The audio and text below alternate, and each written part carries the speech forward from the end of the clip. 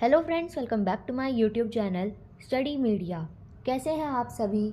उम्मीद करती हूँ कि आप सभी स्वस्थ होंगे, अच्छे से होंगे। तो आज इस वीडियो में हम करने वाले हैं कक्षा 7 का वसंत भाग 2 का पाठ 11, जिसका नाम है नीलकंठ। पिछली वीडियो में मैंने आपको पाठ 10 खान पान की बदलती तस्वीर करवाया था। तो चलिए पाठ 11 शुरू करते हैं। इसमें हम इसका सार, सरलार्थ, प्रश्न अभ्यास और बहुविकल्पीय प्रश्नोत्तर करेंगे।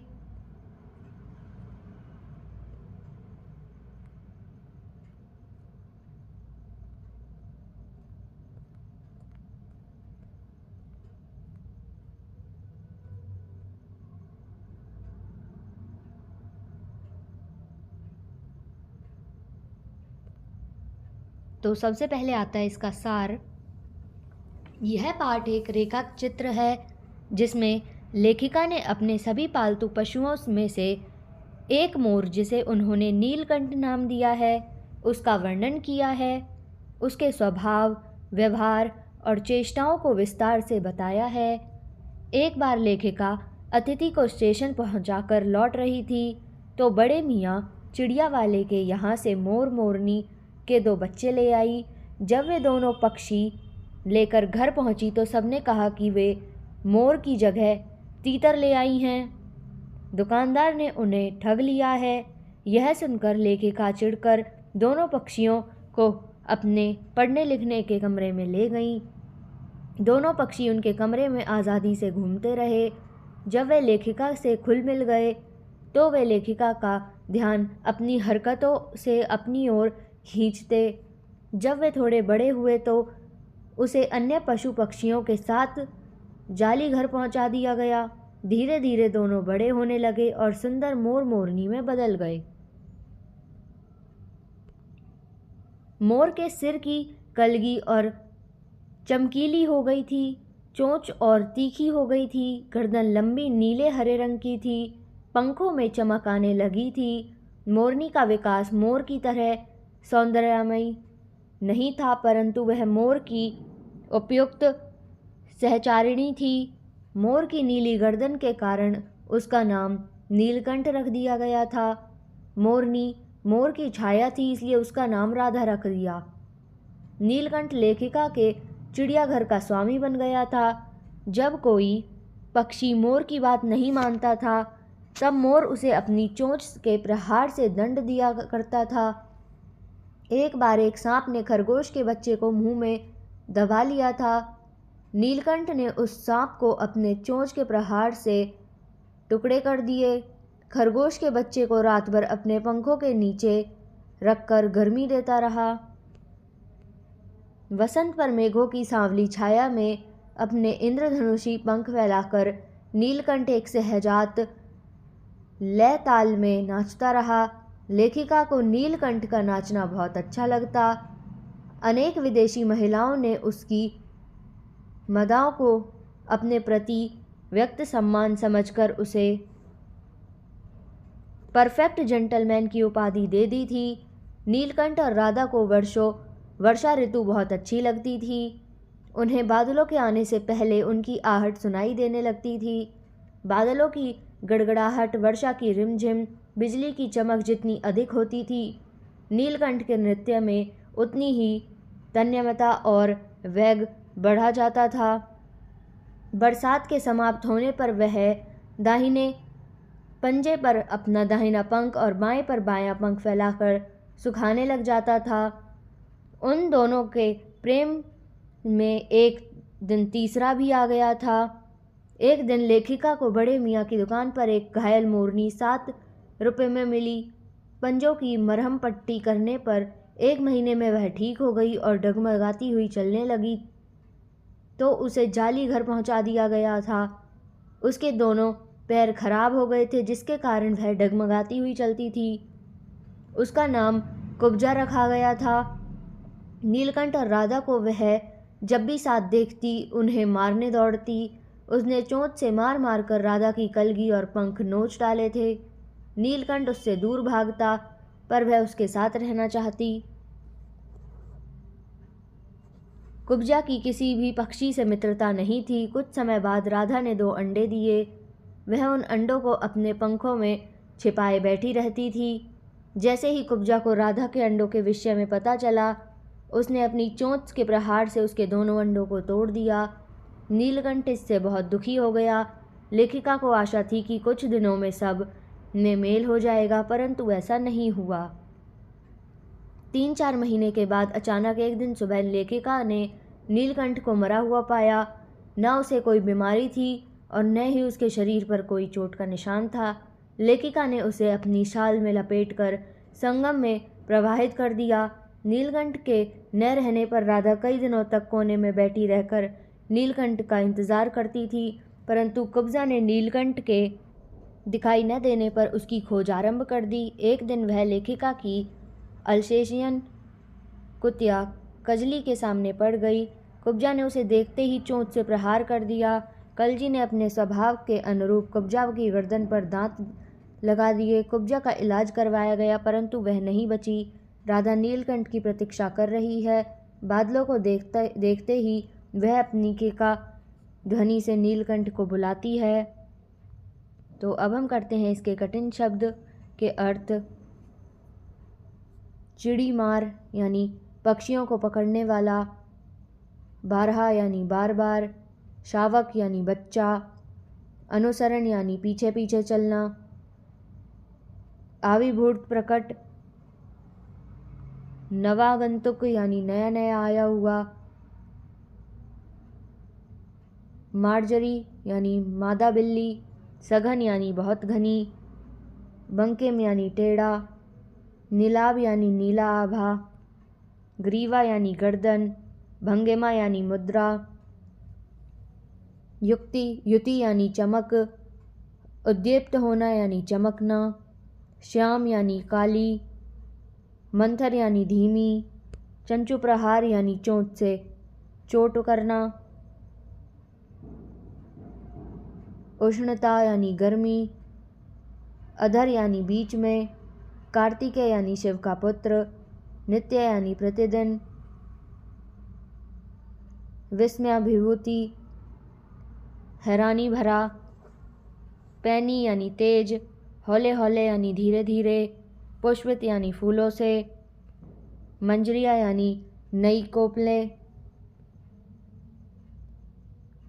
सत्वक यानी गुलदस्ता, सोपन यानी सीढ़ी, करुण कथा यानी दुख भरी कहानी, विरल यानी बहुत कम, सारांश यानी निचोड़, कुब्जा यानी कुबड़ी, दुकेली यानी जो केली न हो, मेघाच्छन्न यानी बादलों से ढका हुआ, केका यानी मोर की बोली, सूरमय यानी मनोहर। तो अब हम करते हैं इसके प्रश्न उत्तर। प्रश्न 1, मोर मोरनी के नाम किस आधार पर रखे गए? इसका उत्तर है मोर मोरनी के नाम उनके रंग रूप और स्वभाव के आधार पर रखे गए थे। मोर की गर्दन नीली और आभा के लिए हुई थी, इसलिए लेखिका ने उसका नाम नीलकंठ रखा। मोरनी मोर के साथ उसकी छाया बनकर रहती थी, इसलिए उसका नाम राधा रखा।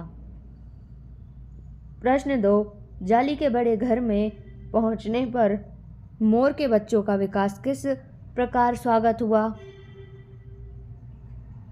इसका उत्तर है मोर के बच्चे जब जाली घर में पहुंचे तो उनका स्वागत सब पक्षियों ने नववधु की तरह किया। लक्का कबूतर गुटर गू करते हुए उनके चारों ओर घूमकर निरीक्षण किया। बड़े खरगोश गंभीर सभासदों की तरह देखने लगे। छोटे खरगोश कूदने लगे। तोते एक आंख से उन्हें देखते रहे। इस प्रकार मोर के बच्चों के जाली घर में आने की सभा पक्षियों में हलचल मच गई। प्रश्न 3, लेखिका को नीलकंठ की कौन कौन सी चेष्टाएं बहुत भाती हैं? इसका उत्तर है लेखिका को नीलकंठ बहुत प्रिय था।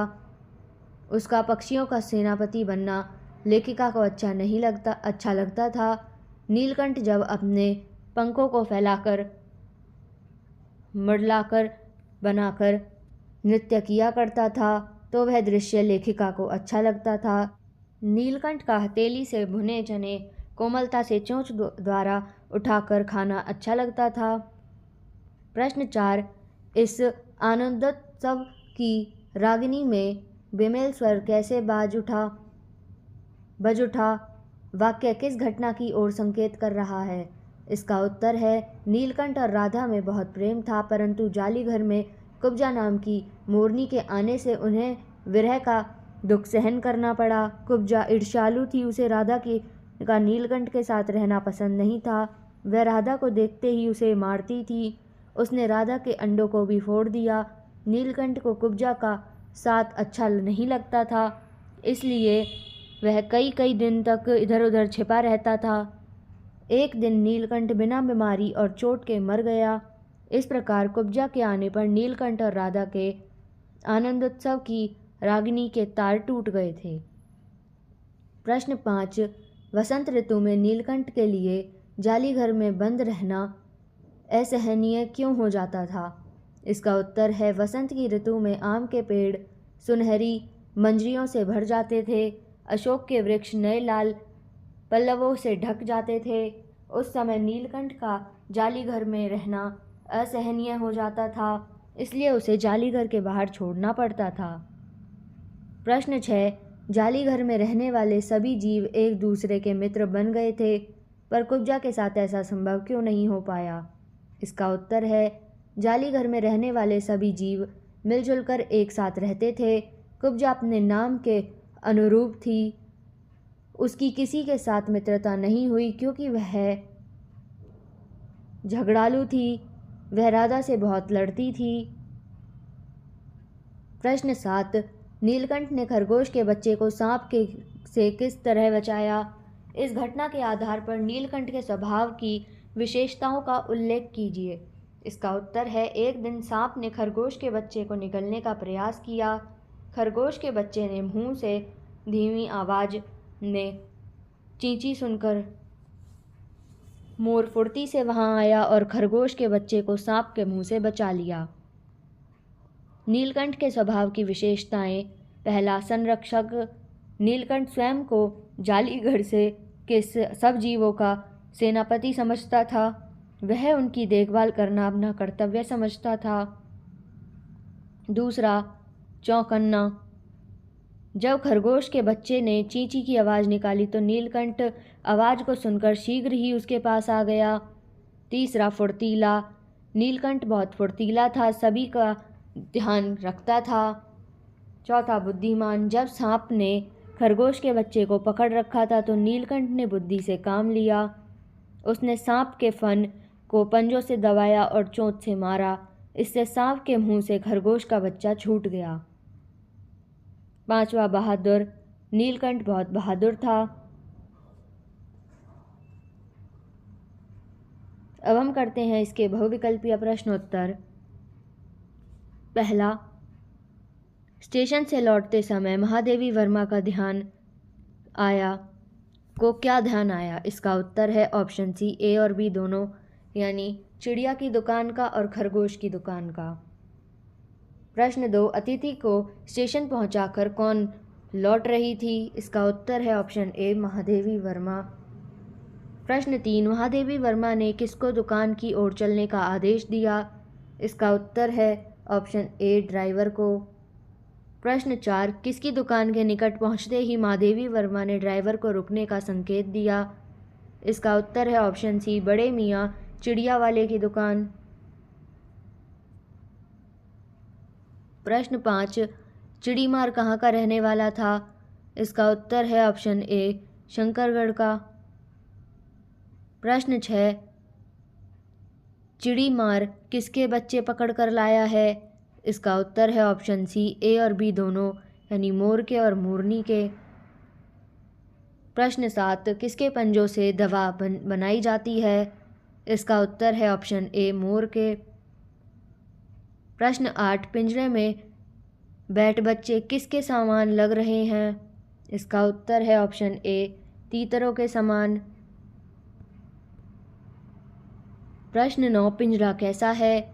इसका उत्तर है ऑप्शन ए, संकीर्ण। प्रश्न 10, पिंजरे में से पक्षी शावक जाली के गोल फ्रेम में से कैसे दिखाई दे रहे हैं? इसका उत्तर है ऑप्शन ए, किसी जड़े चित्र के समान। प्रश्न 11, लेखिका ने पिंजरे को सबसे पहले कहाँ रखा था? इसका उत्तर है ऑप्शन ए, पढ़ने लिखने के कमरे में। प्रश्न 12, महादेवी वर्मा ने 2 कटोरों में क्या रखा था? इसका उत्तर है ऑप्शन सी, ए और बी दोनों, यानी सत्तू की छोटी छोटी गोलियां और पानी। प्रश्न 13, अंत में थककर पक्षियों ने कहाँ अपना बसेरा बनाया? इसका उत्तर है ऑप्शन ए, रद्दी कागजों की टोकरी में। प्रश्न 14, लेखिका ने कबूतर का क्या नाम था? इसका उत्तर है ऑप्शन ए, लक्का। प्रश्न 15, मयूर किस प्रकार का पक्षी है? इसका उत्तर है ऑप्शन ए, वीर। प्रश्न 16, फलों के वृक्षों से अधिक नीलकंठ को क्या अच्छा लगता था? इसका उत्तर है ऑप्शन सी, ए और बी दोनों, यानी पुष्पित वृक्ष और पल्लवित वृक्ष। प्रश्न 17, नीलकंठ और राधा की सबसे प्रिय ऋतु कौन सी थी? इसका उत्तर है ऑप्शन ए, वसंत ऋतु। प्रश्न 18, लेखिका ने मोरनी को कितने रुपए में खरीदा था? इसका उत्तर है ऑप्शन सी, 7 रुपये में। प्रश्न 19, नई मोरनी का क्या नाम था? इसका उत्तर है ऑप्शन ए, कुब्जा। प्रश्न 20, कुब्जा का स्वभाव कैसा था? इसका उत्तर है ऑप्शन बी, ईर्ष्यालु। प्रश्न 21, लेखिका ने नीलकंठ को किस नदी में प्रवाहित किया था? इसका उत्तर है ऑप्शन ए, गंगा। तो यहाँ पे ये वीडियो ख़त्म होती है। अगली वीडियो में मैं आपको पार्ट 12 भोर और बरखा करवाऊँगी। तो ये वीडियो आपको कैसी लगी मुझे कमेंट करके ज़रूर बताएं। वीडियो को लाइक करें, शेयर करें और चैनल को सब्सक्राइब करना ना भूलें। Thank you.